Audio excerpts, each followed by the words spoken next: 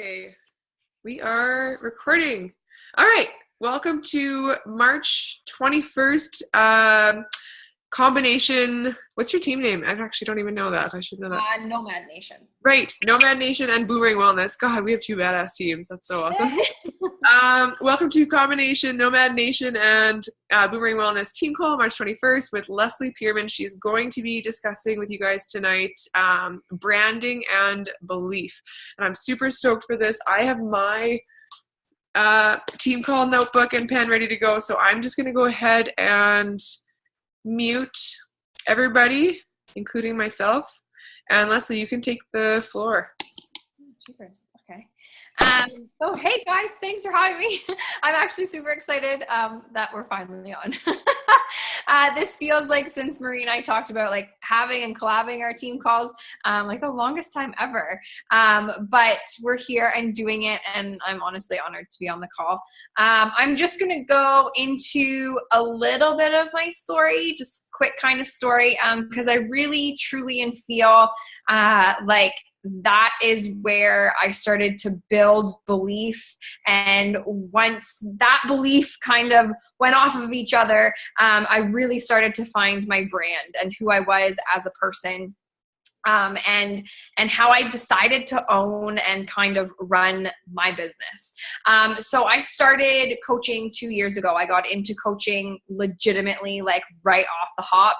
I didn't have any money. I was broke. I was a banker, a teller to be exact. So I got to deal with other people's money problems, going home to my money problems. I was up north in Ontario, and we in Kenora, for any of you guys that might know that little town. But we moved up there for my boyfriend's job, and he was supposed to be working like not all the time, and he ended up being away almost every week of the whole entire year. So we went into a new town, and I knew nobody, and instantly went back into my introverted self, started drinking wine, started eating really bad, and just that self-sabotage, I don't even have self-sabotage. Yeah, there we go. Self-sabotage tendencies, and I guess rewind years before that, I struggled with anorexia. I was in a really bad relationship for 2 years. Mentally abusive, just in the sense that I allowed myself to stick around that long, and allowed kind of that mental abuse to happen, which took me to that place of different eating disorders and kind of finding my way through. So when we moved up north, those tendencies started to come back. But instead of me being anorexic, I went on like the complete other end, like comfortable relationship. And I started eating a lot, and gaining a little bit of weight. I'm only 5 feet, gone short. So the 15 pounds that was gained, was a lot to me. And you could see it just from the way I reacted when quoted. Like I was just so negative. I was really, really negative, and like just hated everything about life. So it was time for me to change. We came home. My mom had a picture of me on a boat in the summertime. I had like a little bit of roll over my like bathing suit bottom, but it wasn't like the way I looked. You could literally like see into my soul how sad I was. I looked at the picture. I started to cry, jumped on social media, and this girl she was like 9 months pregnant, and she just kept posting her workout videos. I'm like, what the hell is she doing? How does she have so much energy at 9 months pregnant? And here I am just being a lazy ass, and wallowing in my own self-pity. So I sent her out a message, and she told me that she had a challenge group running. But in order to be in the challenge group, to see the best results, I needed Shakeology. And I was like, I don't have the money for Shakeology. You're that poor.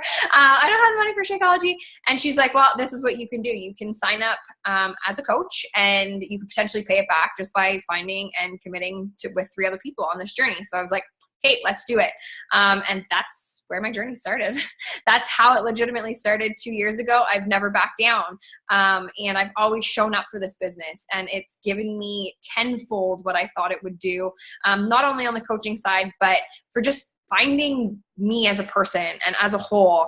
And my belief started literally at that moment when I drew the line in the sand. And I looked at this opportunity as something that I was really used to quitting. I was really used to giving up on myself, and I'd failed like 1,000 times before. And I wanted to really, truly, and honestly feel what it felt like to win at life. And if I could just push forward and give myself every opportunity in this business to show up for myself, I knew that I was going to find other people that wanted that exact same thing in their life. So the journey began, and the belief along the way got misconstrued. Not misconstrued, but tell me if you guys have been here before. I don't know how long you guys have all been coaching for, but like, you kind of start to lose yourself in this business. And there's moments in this business where a lot of coaches quit. But if you have that strong hold onto your why, it just makes it even more concrete as to why you're doing this. And it was probably about 3 or 4 months in, I started really looking at the lifestyles of like Amy Silverman, and like just like that gypsy wanderlust, like she had the life of travel that I wanted to have. And it kind of turned into me mimicking everything that she did. So going on the side of my brand, I didn't really know who I was. I knew that I was on this journey, but I didn't really know who Leslie was. And it took a lot of ups and downs and mess ups and failures and like really bad posts to realize that I needed to stop pretending to be somebody else, and I needed to kind of find and come into my own. So I really buckled down. I sat down and I just started writing what I wanted out of this. And the biggest thing came for my health and my wellness. I wanted exactly what I wanted when I started in January of that year. And it was just to feel good. I had that ambition to commit to the programs and commit to Shakeology and know that over time it was going to make me a more positive and happy person. So instead of me trying to fake this life, not that I was fake, I was still doing the programs, but I was trying to put like pretty everything over the journey that I was on. I decided to get raw and real,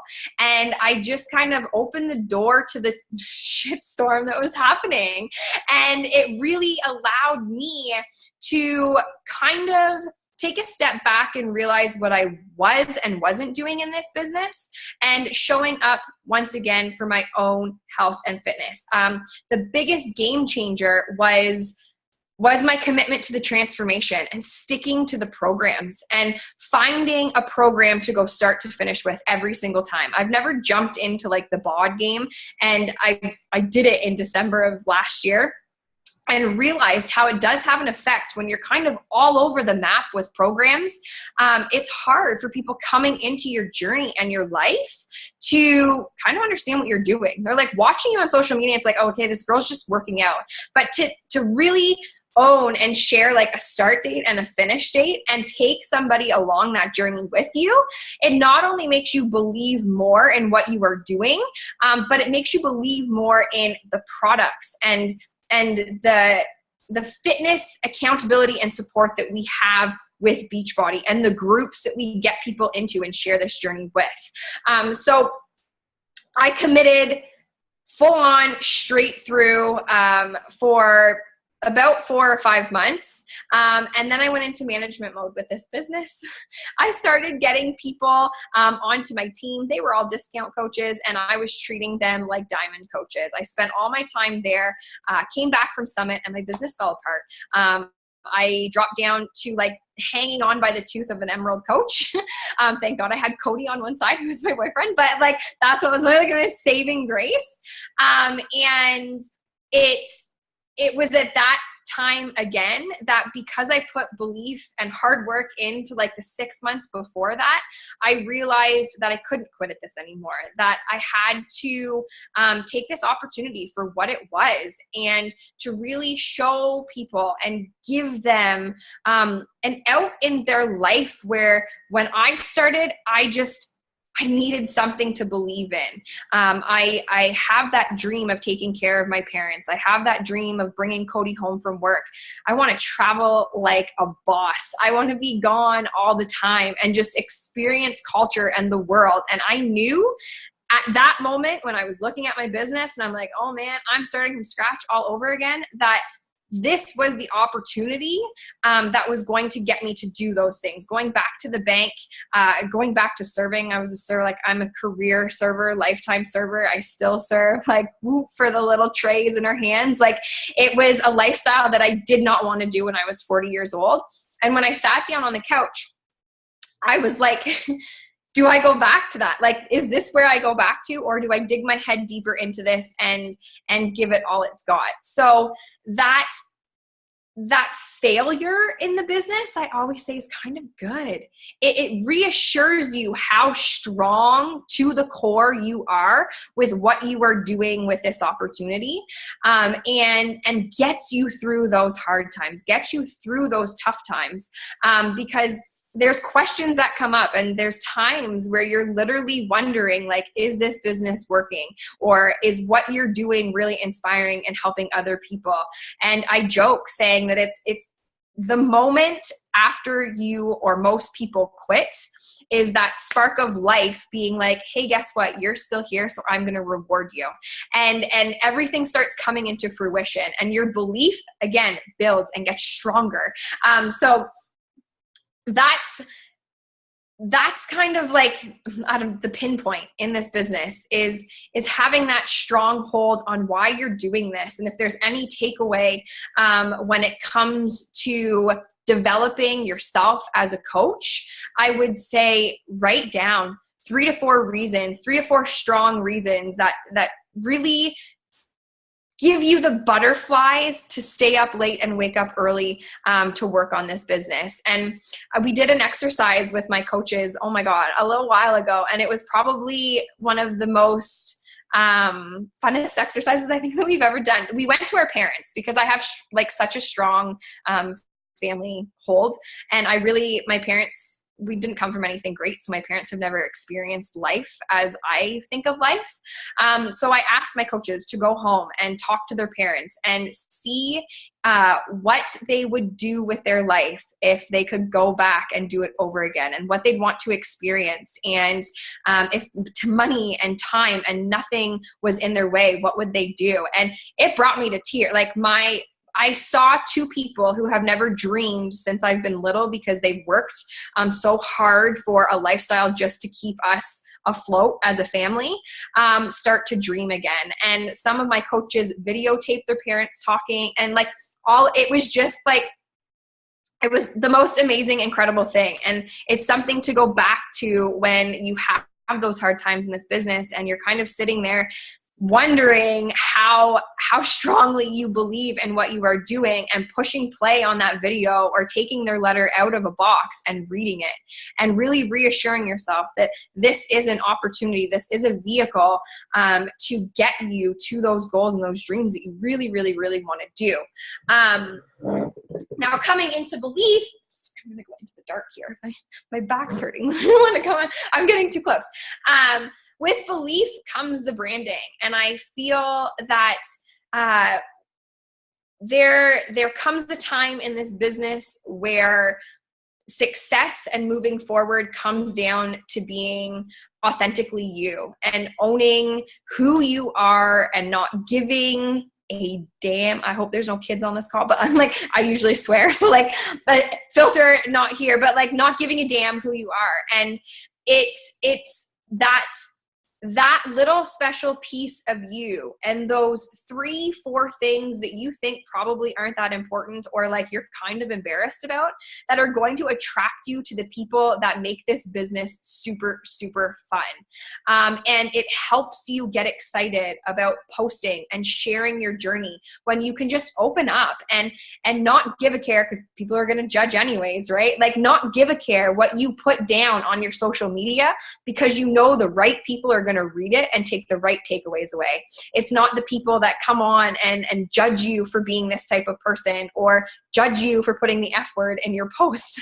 And some people can't do that. I understand, like jobs limit us, but it took me a while, and it took me time to have fun with my posts because I was putting that barrier in front of it. I was scared what people were going to think of me if I dropped a couple F-bombs or if I wore a sports bra instead of like a t-shirt. Like all of these things just came into my head, and I wasn't being me, and I wasn't attracting the right people into my business. I wasn't attracting the people who really, really wanted this and saw the value in what we had. Hence why my business fell apart in the first 6 months. I was just attracting people who wanted quick fixes, people who thought that this was something that was easy and not hard work, because I was scared to show the hard work because I didn't want to chase anybody away. I wanted everybody to see this as something that they could do. And it is hard work, let's be honest. And the moment I made that switch and I stopped putting on the makeup and I let my kind of like, not lazy, I'm just chill, like I'm chill mode. Like I don't dress up ever. Like it's very rare that you ever see me dress up. And letting that side of me show and just saying like, you can act this way. You can be this way. You can be the person at like a regular job that you usually have to hide. You can let her shine. And that is what turns this business into something so fun, and you get to have such a blast doing, because you start talking to the right people and you start sharing your journey to the right people, and then conversations just flow naturally and you start finding your tribe. Like I look at you guys and you guys are all kind of so similar, right? And it's like Marie is just her. Like, man, I guess we didn't really say how we connected, but like our corporate got us on a call together, and there's like 5 of us, and me and Marie just showed up, and instantly it was like, man, this girl's kind of chill. So I started creeping at her profile. I'm like, okay, yeah, this girl's really chill. Like there are so many people that are like us, just those free birds, those wanderlusts, like the people that just want more in life. And don't be shy just to talk to them, and own your branding when it comes to sharing that journey and speaking to them and only to them and not to everybody. Because when we speak to everybody, we don't connect to anybody. And that's how I started this business. And it was a struggle to gain momentum. And I felt like I had to keep pushing and pushing and pushing. And not seeing the fruition of what could happen until I kind of sat back and realized, like, you know, I can post pictures of my dogs, and I can find other people who are really obsessed with boxers and who really like hiking and who like to sit on a couch on a Friday and Saturday night and just chill. And it takes this business to a whole other level. So owning that brand, I have a branding exercise, which I will find for you, Marie. It's somewhere that just really helped me. It's color coded. So it kind of just talks about like your branding in colors. Not like that really makes sense, but it gives you a description of like 20 different words that kind of accentuate who you are. And that helped me so much to really use those words in my posts and allow that to come out in my posts, which kind of gave me a leg to stand on when I looked at how I wanted to run my business, because we're the CEO of our business. So we get to have fun with this any way we want to, which I hope you guys are doing and really finding a lot of fun doing, because this business can be super, super chill if we allow it to be. And I allowed it to like stress me out for way too long. And now I've found my tribe, and then it makes it that much more fun. So I think that's really all I gotta say.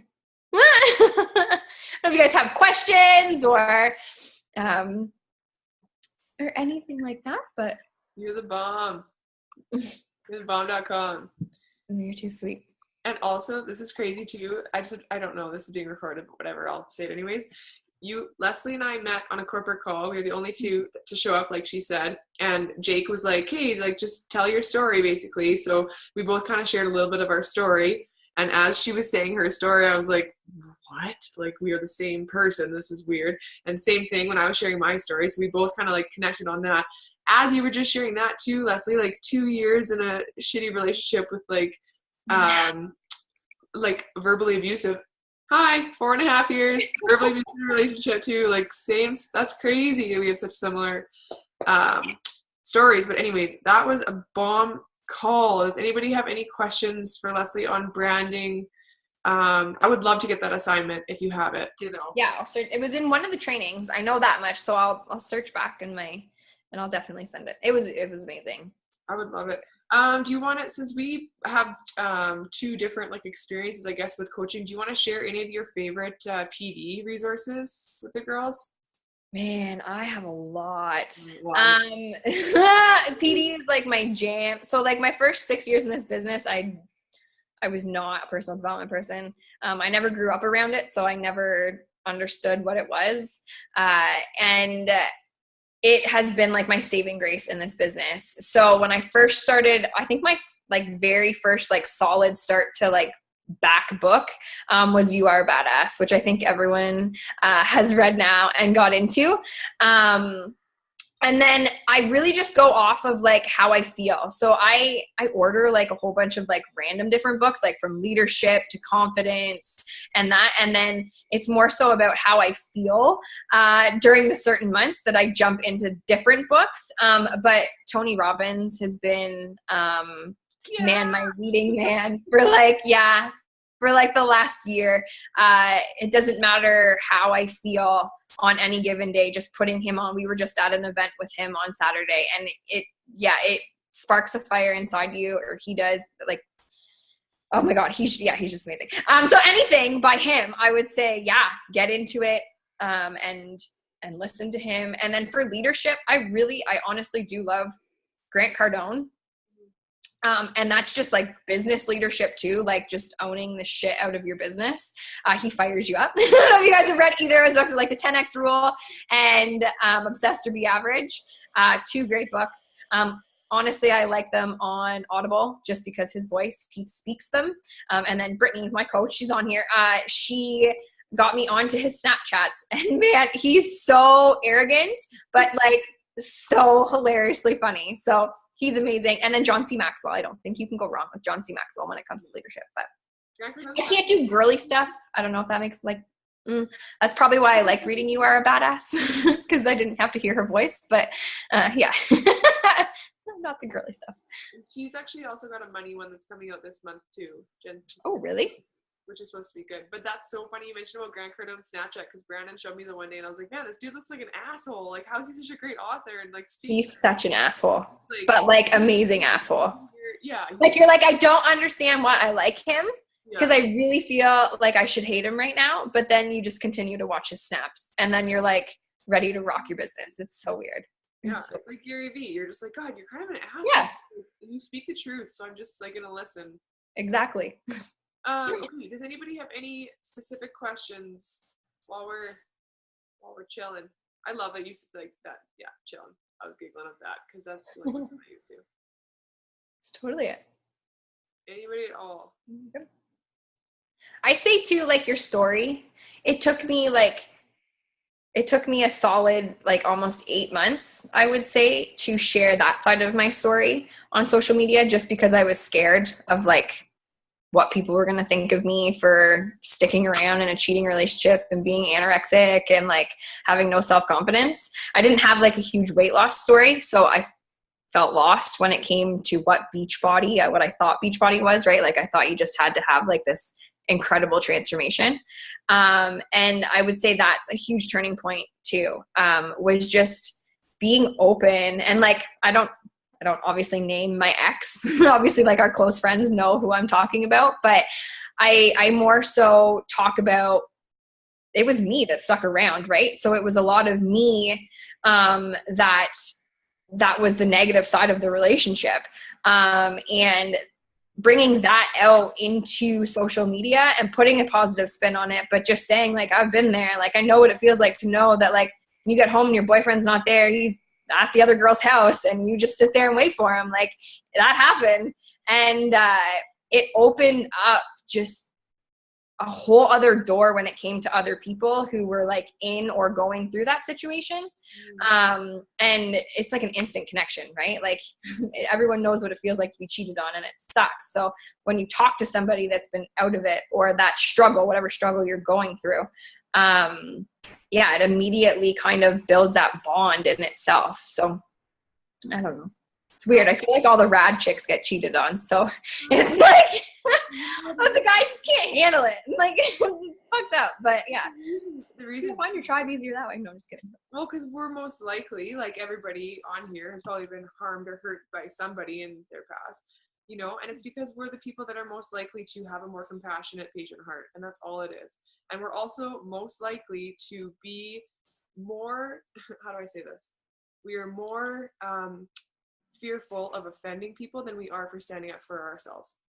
We are more scared of offending somebody than we are for saying, oh, that doesn't make me feel really good. I kind of got heebie-jeebies from this. I need to like get out of this situation. And we would rather put ourselves over the hot coals to see where it goes, not to offend the person, right? Than to be like, fuck off. Like this, oh, there it is. There's the F-bomb himself. You know, and to say like, see you later. So I think that it comes with like sharing your story like that. You said it took about 8 months for you to share. It took me a long time to start sharing about like dealing with anxiety and stuff. But I think that there is such freaking strength in being vulnerable. There is so much strength in sharing your story. And because you have had that story, there is automatically somebody else out there that needs to hear it and that you can help just by sharing those words. Right? So that's why it's so important to be authentically you. And that's where that PD and self-belief comes in. And from that, your own brand of who you are. This week we had what's her name? Ashley Molstad. If you guys haven't listened to the National Wake Up Call, go to her Insta, Foodie Girl Fitness. She is so awesome. She's so funny. She talks about like getting wasted but liking to work out, and she all the time. Like one of her best ones was like orange juice after Listerine, like sick, beer after something, death. Like she's just like posts about being real and raw and has like self-love warriors and stuff, and she's badass. So definitely check out hers because she's got a really good page showing how she brands herself. So like a mimosa drinking, like fitness. Yes, she's like a mimosa drinking, unicorn loving, pink haired angel. She's amazing. So yeah. Check out hers. But I love it. Yeah. Yeah. Okay. So if we don't have any other questions, I'll close this one out and I will post it on our team page and I'll send it to you, Leslie, so you can share it with your peeps. Yeah, that'd be awesome. Yeah, I'll grab that. Oh, what is it? What are you showing me, Tony Robbins? I would actually like fangirl maul him if I would run at him and bear hug. Oh, you don't even know. No, I know. We have the same mutual spirit. I think I pee my pants every time I see him. You've seen him. I haven't. I would be out of control. You need Carly, to. what are you showing? Oh, 1 second. It's loading. We have the best calls. They are the least professional, most awesome environment ever. I just That's okay. Deeply. Oh my God, the suspense is killing me. What was her Instagram page, Marie? Foodie Girl Fitness. Okay, can you see the picture? No, who is it? Okay, it's like this guy sitting in an airport, and he's got a suitcase with his picture on it. Okay. And it says, I'm trying to reach the level of self-love in 2017. Yes. Self-love is where it's at. Yeah. That's amazing. That's so funny. Okay, I'm going to close this call out. You guys are all amazing human beings. Thank you for being on it. And if you have any questions, I'm sure Leslie wouldn't mind if you reached out to her or asked through me or whatever. Yeah, thank you so much for being on. Go enjoy the rest of your evening. We out. Oh, guys.